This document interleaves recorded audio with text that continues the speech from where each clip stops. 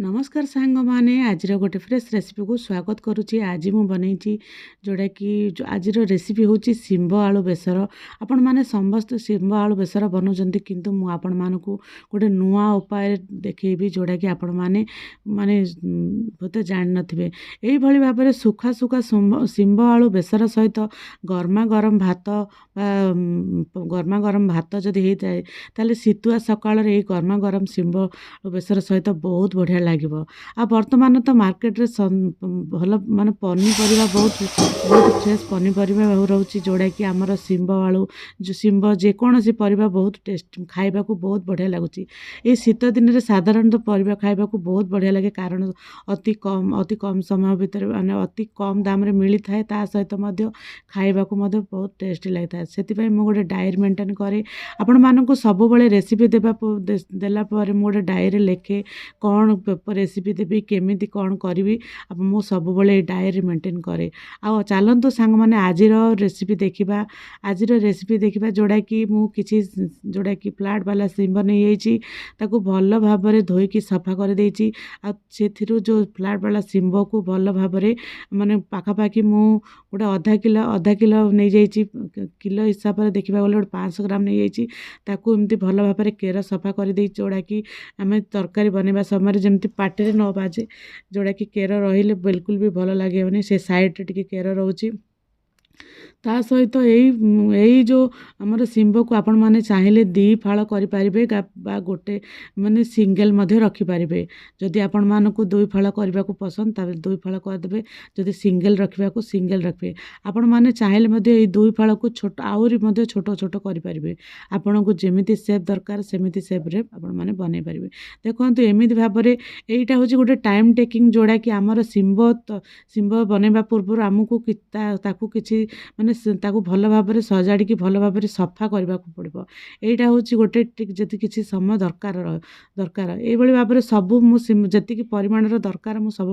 भल भाव में सफा करदेली। तापर गोटे ग्राइंडिंग जार नहीं ग्राइंडिंग जार रे गोटे चामच सोरिष ता सहित गोटे चामच अल्प टिके आमर जीरा ता सहित गोटे चामच अल्प टिके आमर हलदी गुंड ता सहित गोटे चामच अल्प टिके आमर लंका गुंड यही सब ता सहित किसी 8 ରୁ 10 टी खंडे आमर जोड़ा कि रसुण कोला ता सहित कि गोटे टमाटो ताकू गोटे फाइन पेस्ट बनईदेवा। ताकू फाइन पेस्ट ए अदा पड़ो ना के आउ पियाज पड़ो ना जेहेतु एटा सोरिष मसला तरकारी होची से अदा आउ पियाजर व्यवहार टोटाल पड़ो ना आपण मैंने देले चलिबो किंतु आर टेस्टा किसी भल लगे केवल रसुण ही दरकार। ता सहित गोटे सेपटे कड़ई बसईदेली कड़ई किसी रिफाइन ऑयल निगली रिफाइन ऑयल को लो टू मीडियम जाल देलापर अल्प टिके फुटण देदेली आमर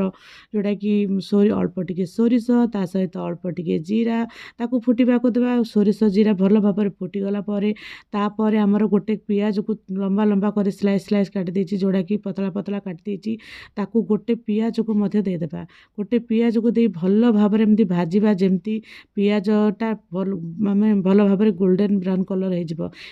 आगरू एटा मन रखु जेबे भी आमर शिंब बेसर बनाऊँ आगरू आम पियाज द्वारा भल भाव में आमर शिंब को भल भाव में भाजवा कारण शिंब को भल भाव में जदि आम पियाज द्वारा भल भाव में भाजवा ताहाले जो शिंबटा आमर जो टिके टाण रोचे से पूरा सॉफ्ट बनीजिव से ताकू लो टू मीडियम जाल भल भाव में पियाज गोटे भल गोटे बास्ना है आमर काटी रखि आमर जोड़ा कि शिंब को पकईदेवा। काटी रखि शिंब को पकईदे लो टू मीडियम जाल अल्प टिके लुण दे भल भाव में लो टू मीडियम जाल अल्प टिके लुण दे भल भाव में भाजवा। देखो भल भाव में भाजवा जमती कि दरकार मुताबक लुण दे भल भाव में लो टू मीडियम जाल एपट सेपट कर घाटिकी भल भाव में भाजवा। देखो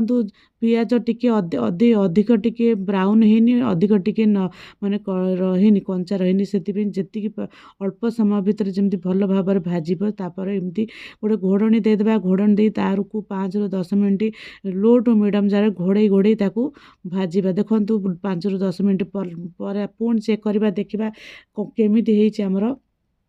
केमिति ହେଇଛି ଆମର जोड़ाकि शिम्ब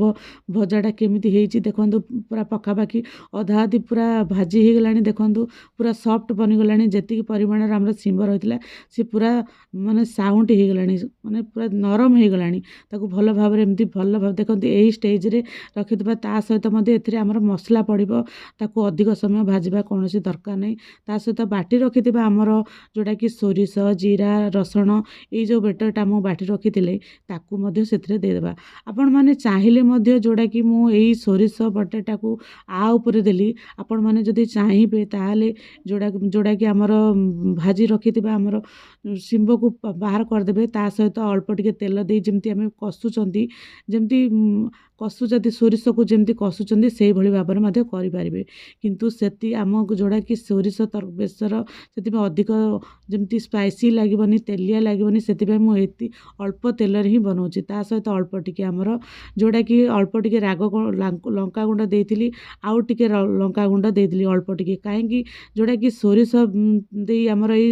ଶିମ୍ବ ବେସରଟି ହେଉଛି ଯେତିକି ଏଇଟା ଟିକେ ରାଗ ଟିକେ ରହିଲେ ହିଁ ସୁଖା ସୁଖା ରହିବ जोड़ाकि ରାଗ ଟିକେ ରହିଲେ ହିଁ ବହୁତ ଭଲ ଲାଗିବ ଆପଣମାନେ ଦେଖନ୍ତୁ ଏଇଭଳି ଭାବରେ ଲୋ ଟୁ ମିଡ଼ିୟମ୍ ଜାଳରେ ତାକୁ ଭଲ ଭାବରେ କଷିଦେବେ ଭଲ ଭାବରେ ଭାଜିବେ ଭାଜିଲା ପରେ जोड़ाकि ଆମର जोड़ाकि ଶିମ୍ବ ସହିତ ଭଲ ଭାବରେ ସବୁ ମସଲା ଭଲ ଭାବରେ ଲାଗିଯିବ ବାକି ରଖିଥିବା ଆମର जोड़ाकि ଆମର ଗ୍ରାଇଣ୍ଡିଙ୍ଗ ଜାରରେ ବାକି ରଖିଥିବା ଅଳ୍ପ ଟିକେ ପାଣି ଦେଇ ଭଲ ଭାବରେ ଲୋ ଟୁ ମିଡ଼ିୟମ୍ ଜାଳରେ ଭଲ ଭାବରେ ତାକୁ ଗୋଳାଇକି ପୁଣି ତାକୁ କିଛି ସମୟ ଘୋଡ଼ାଇ ଦେବା କିଛି ସମୟ ଘୋଡ଼େଇଲା ପରେ ତାକୁ ପୁଣି ତାକୁ ଚେକ୍ କରିବା ଦେଖନ୍ତୁ ପୁରା ସୁଖା ସୁଖା ହେଇଛି ଆପଣମାନେ ଚାହିଁଲେ ଯଦି ଆପଣମାନଙ୍କୁ ଯଦି ଟିକେ ଗ୍ରେଭି ଦରକାର ଅଳ୍ପ ଟିକେ ପାଣି ଦେଇପାରିବେ ଯଦି ସୁଖା ସୁଖା ଯଦି ଦରକାର ତାହେଲେ ଏମିତି ସୁଖା ସୁଖା ରଖିବେ ଗ୍ରେଭି ଅପେକ୍ଷା ସୁଖା ସୁଖା ରଖିଲେ ବହୁତ ଭଲ ଲାଗେ ଫାଇନାଲ ରେଡ଼ି ହେଇଗଲା ଆଜିର ସୁଖା ସୁଖା ଆମର जोड़ाकि